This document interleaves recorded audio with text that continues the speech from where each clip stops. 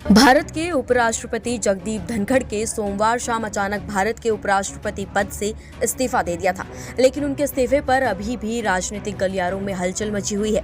सोमवार शाम उन्होंने राष्ट्रपति द्रौपदी मुर्मू को पत्र लिखकर स्वास्थ्य कारणों का हवाला देते हुए तत्काल प्रभाव से पद छोड़ने की घोषणा कर दी थी।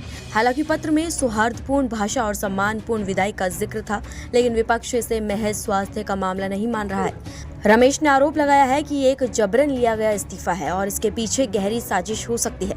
मंगलवार को एक्स पर कांग्रेस महासचिव जयराम रमेश ने लिखा, एक्स पर किए गए पोस्ट में श्री जगदीप धनखड़ के जबरन इस्तीफे पर प्रधानमंत्री का कोई टिप्पणी न करना उनके अचानक हटने की वजहों को और भी रहस्यमय बना देता है। प्रधानमंत्री चाहते तो थोड़ा बड़प्पन दिखा सकते थे, पाखंड करने में तो वो माहिर हैं ही, लेकिन किसान पुत्र को सम्मानजनक विदाई तक नहीं दी जा रही है। कांग्रेस नेता ने इसे जबरन लिया गया इस्तीफा करार दिया।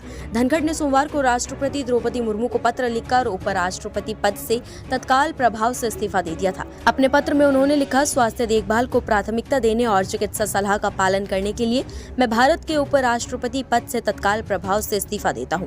उन्होंने राष्ट्रपति को धन्यवाद देते हुए कहा कि मेरे कार्यकाल के दौरान हमारे बीच रहा सहयोग और कार्य संबंध अत्यंत सौहार्दपूर्ण और प्रेरणादायक रहा है। इसके बाद प्रधानमंत्री नरेंद्र मोदी ने भी मंगलवार को एक्स पर पोस्ट किया। प्रधानमंत्री ने धनखड़ के इस्तीफे के बाद कहा कि उन्हें कई भूमिकाओं में देश की सेवा का मौका मिला है और वो उनके उत्तम स्वास्थ्य की कामना करते हैं।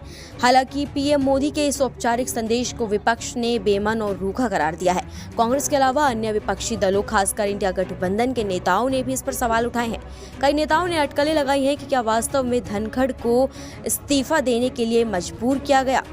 इस बीच एक और चौंकाने वाला घटनाक्रम सामने आया है। जयराम रमेश ने एक अन्य पोस्ट में लिखा, कल जगदीप धनखड़ ने अपराह्न 12:30 बजे राज्यसभा की कार्य मंत्रणा समिति की अध्यक्षता की। इसमें सदन के नेता जेपी नड्डा और संसदीय कार्य मंत्री किरेन रिजिजू सहित अधिकतर सदस्य उपस्थित थे। कुछ चर्चा के बाद कार्य मंत्रणा समिति ने शाम 4:30 बजे पुनः बैठक करने का निर्णय लिया। उन्होंने आगे कहा, शाम 4:30 बजे कार्य मंत्रणा समिति जगदीप धनखड़ की अध्यक्षता में पुनः एकत्रित हुई। बैठक में नड्डा और रिजिजू के आने का इंतजार हो रहा था, वो नहीं आए। कांग्रेस नेता ने दावा किया कि धनखड़ को व्यक्तिगत रूप से ये सूचित नहीं किया गया था कि दोनों वरिष्ठ मंत्री बैठक में शामिल नहीं हो रहे हैं और धनखड़ को इसका बुरा लगा तथा फिर उन्होंने कार्य मंत्रणा समिति की बैठक मंगलवार दोपहर 1 बजे के लिए पुनर्निर्धारित कर दी। रमेश ने दावा किया कि सोमवार अपराह्न 1 बजे से शाम 4:30 बजे के बीच कुछ बहुत गंभीर घटना हुई, जिसके बाद नड्डा और रिजिजू दूसरी कार्य मंत्रणा समिति की बैठक में जानबूझकर अनुपस्थित रहे। उन्होंने कहा, बेहद चौंकाने वाला कदम उठाते हुए जगदीप धनखड़ ने अपने पद से इस्तीफा दे दिया। उन्होंने इसकी वजह अपनी सेहत को बताया। हमें इसका मान रखना चाहिए, लेकिन सच्चाई ये भी है कि इसके पीछे कुछ और गहरे कारण हैं। धनखड़ ने अपने कार्यकाल के दौरान कई बार विपक्ष की आलोचनाओं का सामना करते हुए केंद्र सरकार की नीतियों का समर्थन किया।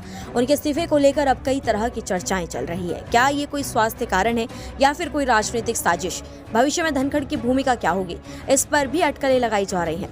फिलहाल सरकार या राष्ट्रपति भवन की ओर से कोई विस्तृत स्पष्टीकरण सामने नहीं आया है, लेकिन सियासी गलियारों में हलचल तेज है और देश जानना चाहता है, धनखड़ ने सच में स्वास्थ्य कारणों से इस्तीफा दिया या राजनीति ने एक और मोहरा बदल डाला।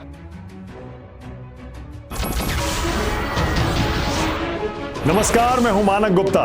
अगर आपको हमारा ये वीडियो पसंद आया हो तो इसे लाइक और शेयर जरूर करें और हाँ, हमें सब्सक्राइब और फॉलो करना ना भूलें ताकि आप देश और दुनिया की कोई खबर मिस ना करें। तो जुड़े रहिए हमारे साथ और देखते रहिए News 24।